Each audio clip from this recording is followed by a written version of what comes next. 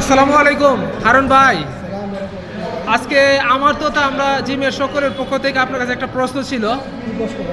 আপনি তো দীর্ঘ 10 বছর প্রবাস জীবনে ছিলেন, তো আজকে যুব প্রজন্মের সবাই তো চায় কিছু হলে প্রবাসে চলে যাবে, তাদের কেরিয়ার বিল্ড আপ করবে। তো আপনি তো দীর্ঘ 10টা বছর ওইখানে কাটিয়ে আসছেন এবং ওই যুদ্ধটা করে আসছেন। তো আমরা তো দূর থেকে এটার অনেক কিছু মনে করতেছি। তো আপনি তো এখানে অবস্থান করে আসছেন, নিজে ফেস করে আসছেন। তো আপনি যদি আজকে প্রবাস জীবন সম্পর্কে আপনার অভিজ্ঞতা সম্পর্কে কিছু বলতেন আমাদের সবার উদ্দেশ্যে, তাহলে আমাদের অনেক উপকৃত হইতো।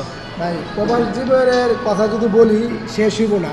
কিন্তু আমিও দীর্ঘ 10 বছর মিডিয়াত ফিরেছি। তোমার ভিডিওটা সবাই দেখবে কিনা জানি না, যদি দেখে যে দেখে আমি আশা করি এর অনুভূতি ভালো হইব। আসলে বিদেশ জীবনে একবার যাওয়ার দরকার। কী জন্য যাওয়া দরকার?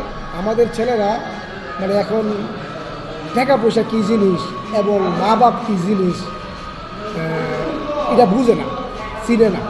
মা বাপের জন্ম মধ্যে এমনি ব্যবহার আচার করে, টাকা জন্ম মধ্যে এমনি নিয়ে তোমার খরচ করে।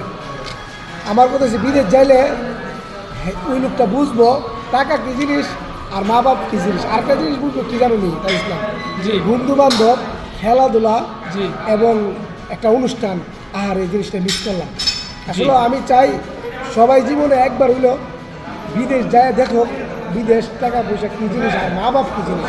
মা বাপের অনেক ছেলেরা অনেকভাবে মানে অনেক লাঞ্ছিত করে। জি জি এটা তুমি জানো আপনার টাকা পয়সা যেমন হচ্ছে এমনি খরচ করে। জি আমি চাই প্রত্যেকটা ছেলে একবার হলে বিদেশ যাক, যায় দেখো টাকা পয়সা কী জিনিস। আর আরেকটা জিনিস কি, যদি কেউ ভালো নেতা থাকে আমার যুক্তি মতন দেশে বিদেশ করলে ভালো, মানে বিদেশের তো দেশে করলে ভালো। দেশে যদি ওইভাবে বিজনেস ক্লিয়ার করতে পারে, যাতে আমি দীর্ঘ ছিলাম মানে কী কমো মানে সম্পূর্ণটা নিজের কাজ নিজে করার লাগে যুক্তি আসে। তাই আমার একটাই রিকোয়েস্ট বললাম, যেটি করুক না করুক বিদেশ একবার হইলে যান। ঠিক আছে ভাই, ধন্যবাদ। তো আমরা সবাই আপনার থেকে অনেক গুরুত্বপূর্ণ কথা জানতে পারলাম।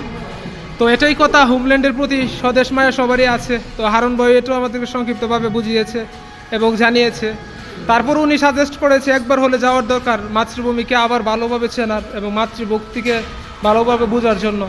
তো সবাই ভালো থাকবেন, আশা করি সরাইল বিআইপি জিমের সাথে থাকবেন। আর সরাইল বিআইপি জিমে মহিলাদের জিমের সুব্যবস্থা আছে। আর মহিলাদের টাইমটা হচ্ছে দুপুর 2টা থেকে বিকাল 3টা পর্যন্ত, দুঃখিত বিকাল 5টা পর্যন্ত। তো আপনারা সকলে আসতে পারেন এবং এর যে ভর্তির অ্যাডমিশনের যে প্রসিডিউর আছে জেনে অ্যাডমিশন নিয়ে জিম শুরু করতে পারেন। তো সবাই ভালো থাকেন, সুস্থ থাকেন। আসসালামু আলাইকুম।